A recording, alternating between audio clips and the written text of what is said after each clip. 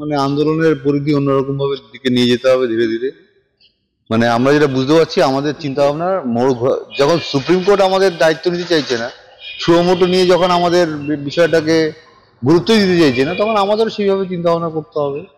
কিভাবে চিন্তা করবো সেটা এখন আমাদের সমস্ত আইন বিশেষজ্ঞদের সঙ্গে কথা বলে কি কি ব্যবস্থা নেওয়া যায় সেভাবে ব্যবস্থা নিতে হবে। কি ব্যবস্থা? মানে সেটা তো এখন জানি না, আন্দোলন নয়, আইনের ব্যবস্থা আইনের পথেই হবে।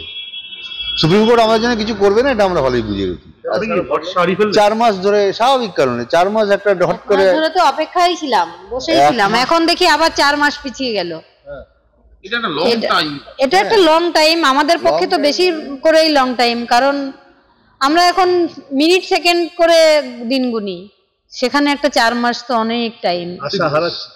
আশা হারালে তো চলবে না, আশা হারালে তো মেয়ের বিচারই পাবো না। হতাশ কিছুটা হয়েছি, কিন্তু আশা হারাইনি, আশা আমরা রাখবোই, চেষ্টা চালিয়ে যাব। বিচার ব্যবস্থা কি বলবেন? বিচার ব্যবস্থা যে এরকম, আমরা তো কোনোদিন বিচার ব্যবস্থার মানে কাছে যাইনি, আজকে প্রথম গেছি। কোর্টে দাঁড়িয়ে যে এত মিথ্যা কথা এত সহজে বলা যায়, সেটাই একটা দেখে আশ্চর্য হচ্ছে। সিবিআই আমাদের সঙ্গে যোগাযোগ, বিচার তো হচ্ছে না, সুপ্রিম কোর্টে যে মনিটরিং হচ্ছে, সেটাও যে মিথ্যার উপরে দাঁড়িয়ে মনিটরিং হচ্ছে, সেটা তো আমাদের আশ্চর্য হয়েছে। যেমন এতদিন তাই কোনো থমকে গেল, কি মনিটরিং হচ্ছে মিথ্যা? সিবিআই যেমন বলছে যে আমরা সবসময় বাড়ির লোকে মা বাবার সঙ্গে যোগাযোগ হচ্ছে, আমরা তো কোনো কিছুই জানি না, তদন্ত কি পরিস্থিতি কি ব্যাপার। এবং বলেছিল, সিবিআই বলেছিল আগে থেকে যে চার্জশিট যখন আমরা দেবো তখন আপনাদের সঙ্গে কথা বলেই চার্জশিট দেবো, কিন্তু আমাদের তাও জানানি শিয়ালদা করে চার্জশিট জমা দিয়েছি। কয়েকদিন ধরে মেসেজ করে যাচ্ছি সাপ্লিমেন্টারি চার্জশিট কবে দেবেন কবে দেবেন, আর কিছুই জানছে সিবিআইকে, কিন্তু কোনো রকম উত্তর দিচ্ছে না। হঠাৎ করে কখন তাদের ইচ্ছে হবে সাপ্লিমেন্টারি চার্জশিট দেবে। সিবিআই তো ঠিক জানি যে কমপ্লেনে চার্জশিট দেবে, হ্যাঁ সিবিআই তো ঠিক জানিয়েছে তো দেবে, তো সেটা আমরাও জানি দেবে, সে তো আগের চার্জশিটে লিখে দিয়েছে ও 90 দিনের মধ্যে চার্জশিট দেবো, কিন্তু 90 দিন তো আর 2 দিন বাকি, কি করছে সে তো সিবিআই জানে। আপনি ধোঁয়াশায় আছেন? হ্যাঁ, সিবিআই নিয়ে কি ধোঁয়াশায় আছেন? সবকিছু নিয়েই ধোঁয়াশায় এখন, বিচার ব্যবস্থার উপরেই ধোঁয়াশার মধ্যে আছে। লোয়ার কোর্টে ডে বাই ডে ট্রায়াল হচ্ছে। এবার তো আমি যে দেখছি 4 মাস যদি টাইম সুপ্রিম কোর্ট নেয়, এখন যা সিবিআই তদন্তের পরিস্থিতি, 4 মাসের মধ্যে তো লোয়ার কোর্টের সমস্ত তদন্ত মানে বিচার ব্যবস্থা শেষ হয়ে যাবে।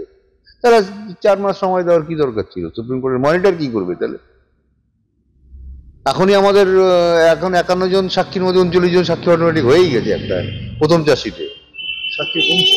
হ্যাঁ, আর 12টা সাক্ষী আছে বাকি আছে। সে আর কদিন লাগবে? 4 দিন 5 দিন 6 দিন 7 দিন 10 দিন? চাপ করানোর জন্য কোনো এবার আইনগত ব্যবস্থা নিতেই হবে। যেরকম আইন আমাদের বুড়ো আঙ্গুল দেখালে আমরা আইনকে, 1 আঙ্গুল দেখালে আমরা 4 আঙ্গুল আইনকে দেখাবো, এটাই হচ্ছে আমাদের। আইনের সঙ্গে কথা বলছি আমরা, আজকেই কথা বলবো, আইনজ্ঞের পরামর্শ নেব।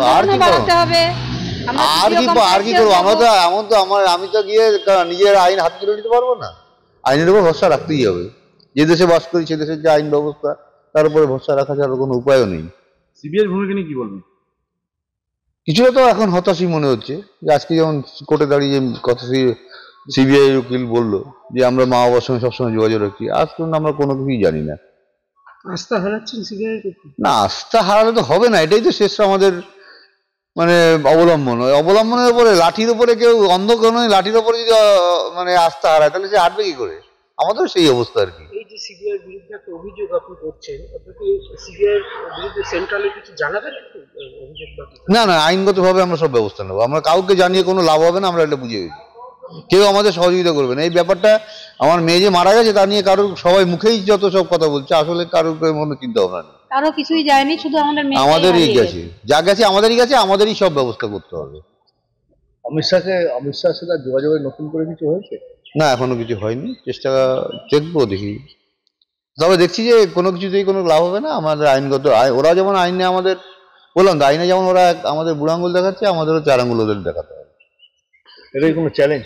অবশ্যই, আমাদের জীবনে এটাই একটা এখন লক্ষ্য, আর কোনো লক্ষ্য নেই। যা যা লক্ষ্য করেছিলাম সব পেয়েছিলাম, কিন্তু আজকে শেষ হয়ে গেছে। এখন এই লক্ষ্য, এটাই বিচার পাওয়া, যেভাবে হোক আমরা দায়ী। আইনের বুড়ো আঙ্গুল এই যে সিবিআই, সুপ্রিম কোর্ট, 4 মাস পরে ডেট দেওয়ার কি যুক্তি? আমি তো কিছু বুঝতেই পেলাম না। প্রথম দিন থেকেই হসপিটালে যেভাবে আমার মেয়ের মৃত্যু হয়েছে, আজও আমি জানতে পারলাম না যে কেন আমার মেয়েটাকে মেরে ফেলা হলো, কি অপরাধ করেছিল যে তাকে বাঁচতেই দেওয়া হলো না। এটা না জেনে তো আমাদের বেঁচে থাকার কোনো মানে হবে না। যতদিন বেঁচে থাকবো এটার জন্যই লড়াই করে যাব, এটাই আমাদের জীবনের লক্ষ্য। অনেক স্বপ্ন ছিল, মেয়েটারও অনেক স্বপ্ন ছিল, সবই হারিয়ে গেছে সেই 9 তারিখ। আমাদের জীবনটাও থেমে গেছে, এখন বেঁচে থাকা শুধু ওর বিচারের জন্য। তাই আমরা যতদূর যেতে হয় সেখানেই যাব, বিচারটা ঠিক ছিনিয়ে আনবই।